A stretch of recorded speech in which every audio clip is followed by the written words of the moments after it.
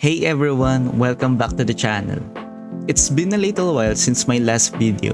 Thanks for sticking around. I hope you had an amazing holiday season. I know it's been a bit of a dry spell these past few weeks, and I'm sure many of you, like me, are feeling pretty disappointed with how the global server has been treated. The lack of updates has been frustrating, and I really hope we get some more attention moving forward. The good news is that the wait is finally over, and we've got a huge update coming our way.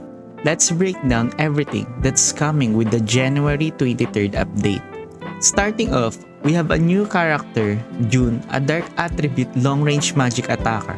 Her passive boosts damage against light enemies, making her a must-have when facing those light-based foes. But that's not all. Her class skill is a game changer. June can heal your whole team by recovering 10% of the damage dealt to enemies. On top of that, she excels at debuffing enemies, making her a powerful asset for weakening your foes in battle. There will be a special rate-up banner for June's Gran Weapons, so if you're interested, it's a great opportunity to pull for them.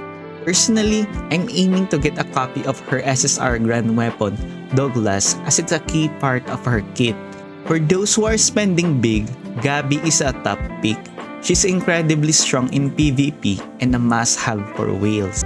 Next up, we have a new set of SSR Gran Weapons.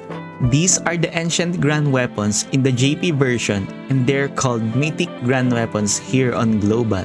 The new Mythic Gran Weapons are Agni, Poseidon, and Tristan. These weapons bring a whole new level of power to the game.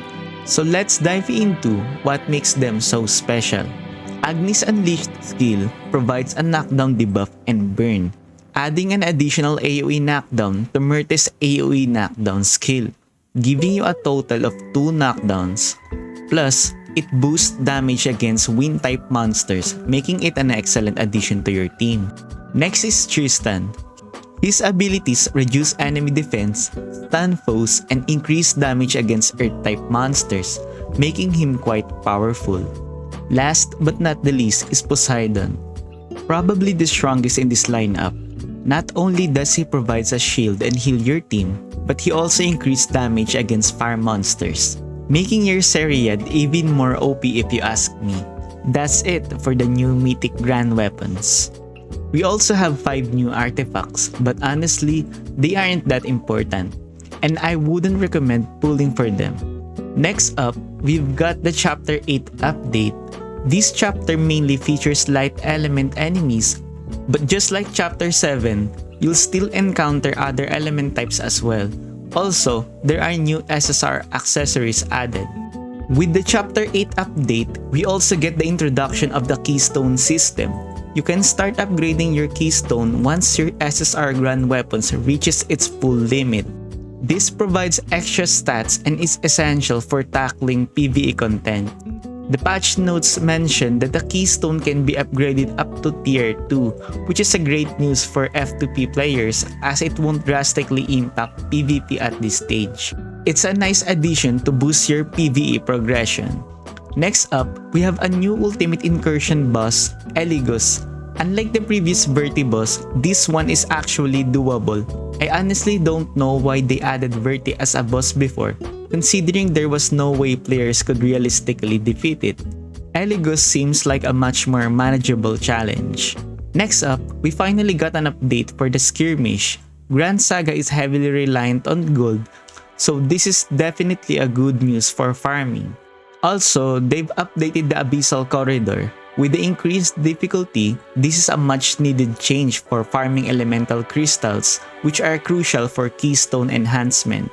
With the Chapter 8 addition, we'll also unlock Chapter 8 Conquest and an update for the Infinite Library. This gives us a chance to get Keystone Fragments, which is huge. Additionally, they've expanded the training camp to 80 stages.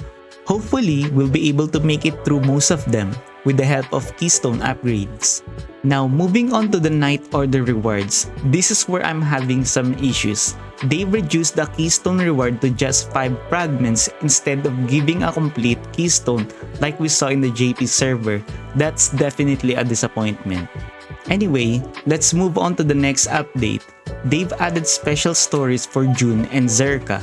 Completing these stories will reward us with various goodies, which is a nice bonus. Now, moving on to the guild updates.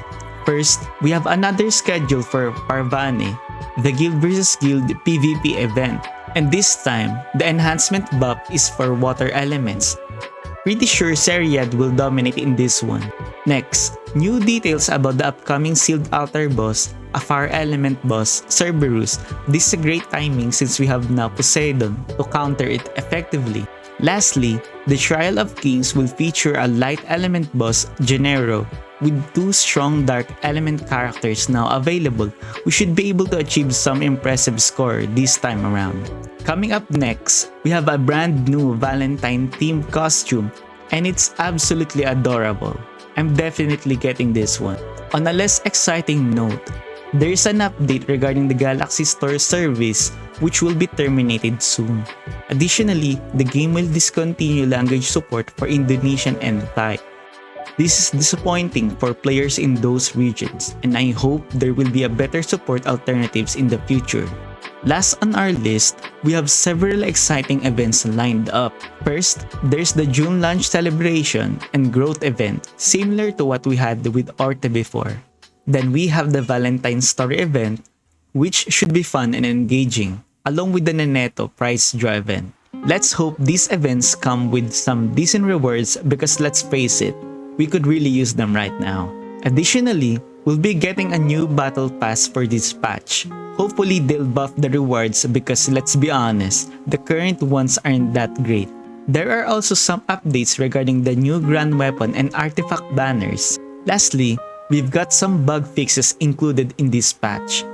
While I haven't noticed any major issues personally, the real problem isn't the bugs, it's the lack of transparency and consistent updates. The official social media accounts for Gran Saga Global have been incredibly dry and unresponsive to the community, which is disappointing. It's frustrating to see how differently the global server is treated compared to the JP and KR servers. Well, that's about it for this update. Let's hope for better communication and improvements in the future. And that's it. That wraps up everything for this update. We've covered a ton of exciting new content, June's debut, Mythic Gran Weapons, new events, and much needed system updates like Chapter 8 Keystone Enhancement and Training Camp expansions. While there's a lot to look forward to, we can't ignore the lingering issues like lackluster communication and some disappointing changes for the global server. That said, let's stay hopeful and make the most of what's coming. Keep farming, enjoy the events, and share your thoughts in the comments. Are you pulling for June or any of the Mythic Gran Weapons? What are your opinions on these updates? Let me know. I'd love to hear your thoughts. As always, don't forget to like, subscribe, and hit that notification bell for more Gran Saga updates. Thanks for watching, and I'll see you in the next video. Peace!